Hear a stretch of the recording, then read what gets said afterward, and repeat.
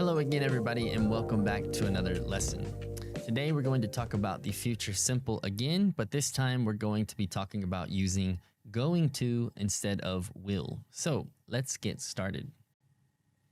At the end of this lesson, on top of everything you learned in the will lesson, you will be able to talk about fixed plans and timelines in the future, talk about an event that will start before another date in the future, make predictions about the future. So if we look at the structure of using going to, it's very simple. So we start as always with the subject. Then we will conjugate our be verb like we do with all the continuous tenses that we've learned so far. And then we add going to and then follow it up with the infinitive form of the verb without to. So for example, I am going to start. Am is the conjugation for I for the verb to be. Then we just add going to and then start, which is the infinitive form of to start without to, right? So then you, we, they are going to start. He, she, or it is going to start. Okay, so we just conjugate the be verb differently for each subject, but still relatively simple. All right, when we look at the uses of going to, we'll start with using it to discuss concrete future plans, meaning you already have the plan, okay? So you remember in the last lesson where I said you use will to show intention, right? So you use will when you are planning to do something, but you haven't planned it yet. Well, going to is the opposite, okay? When you use going to, you're saying that you already have a plan for it. It's a fixed or concrete plan. I'll explain this more in some later slides because it's the most important thing for you to know talking about the future if you want to sound like a native speaker.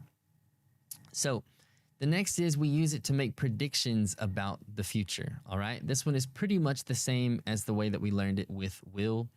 And then the last one is to discuss schedules or timelines, which is also pretty much the same as what you learned in the will episode, so should be pretty simple.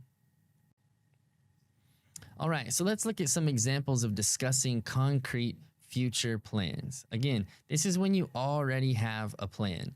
You're not just planning to do something, but you have a plan to do it. So the first example, we are going to visit family in London next week. Notice there's a time attached to it, next week, so it's already a fixed plan. I am going to voice my concerns to my boss in the next meeting. So since the next meeting is already scheduled, or you already know there is a next meeting, this is a specific time that you have planned. So it's a fixed plan, right? So you say you are going to show that this is already a fixed plan. By the way, voice my concerns means speak up about something, right? Or give my opinion on something. It's a way to say that you're going to talk about something that maybe you're not happy with and you're going to talk about it publicly. Maybe you've only spoken about it privately before. So now you're going to voice your concerns, make them public. All right, last one. Apple is going to release a new VR headset next Thursday. So next Thursday here, it's a set plan, right? A concrete plan. So we have to say going to because it's already been planned. All right, for making predictions, again, this is the same as it was with will. You can use these interchangeably in this situation, will or going to. Let's look at the first example. The new Apple VR headset is going to be a massive success. Obviously, you don't know that, but you're predicting it in this scenario, all right? You are going to hate that airline. Well, maybe you've already flown with this airline before and you had a bad experience, so now you're predicting to someone that you think they too will also hate it.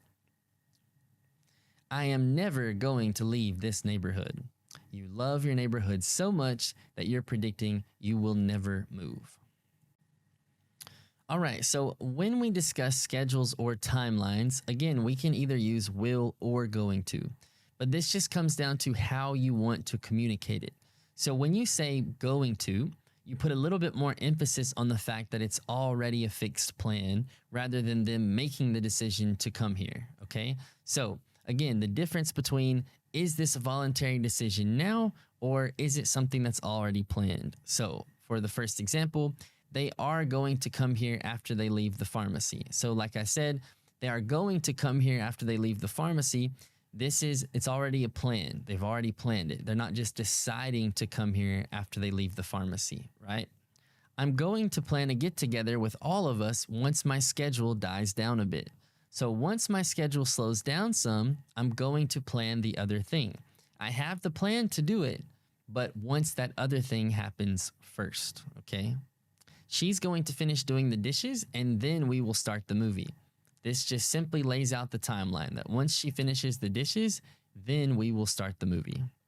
It's like saying, we're going to do this, then we're going to do this, then we will do this. It's just laying out what will happen in the future. Okay, I said before that one of the most important reasons why you need to learn the differences between will and going to is because of the subtle differences in the way that you communicate things with will and going to. This is one of those things that will have you either sounding like a native speaker or, like I said, maybe just sounding a bit off, but it could also lead to you communicating things maybe in the way that you didn't mean. So I'm going to tell you a story called the Little Johnny story. And what this does is kind of show you the importance of these subtle differences, right? So if you remember, with will, I said it's all about the intention, right? I intend to do this thing, or I'm planning on doing it. But with going to, you already have the plan. It's a concrete or a fixed plan, okay? So let's say you have little Johnny, and little Johnny is supposed to be cleaning his room. So his mother said, little Johnny, I want you to go clean your room, okay? So little Johnny says, okay, Mom, I will. So he's committing to her right now, yes, I will clean my room. And he goes off down the hall and she thinks he's going to clean his room. Now she comes, an hour later, she hasn't seen little Johnny. So she comes to his bedroom and she sees he hasn't touched it. It's still dirty. It's still messy, whatever. And if you're a parent, then you obviously know getting a kid to clean the room can be quite a process sometimes. So Mom says, little Johnny, you still haven't cleaned your room. I want you to clean it. And he says, I'm going to, Mom. I'm going to, Mom. Right? That's very obnoxious because he's saying, I already have the plan to, Mom. It's already planned. You don't need to worry about it. Right? But she doesn't want to hear, I'm going to. She wants to hear, yes, ma'am, I will. I will do it right now. Okay? I commit to doing it because he hasn't done it yet. Right?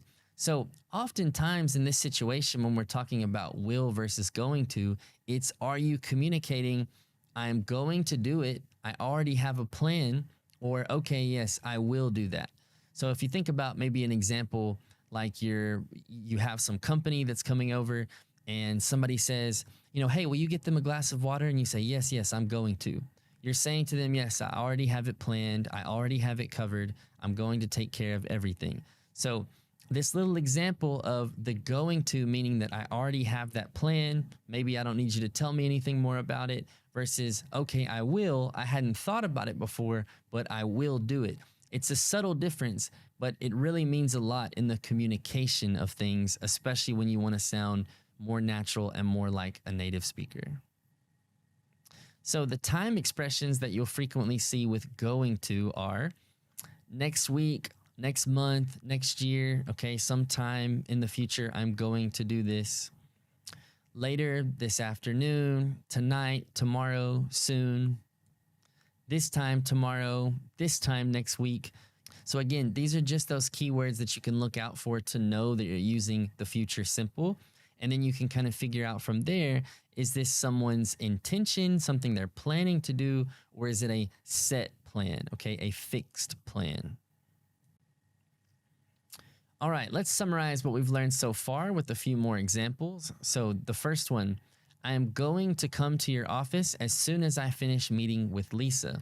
Again, this sets the timeline of events here, but it also lets you know I'm already planning on it. You're already a part of my plan. You are important to me. That's what you're saying, right?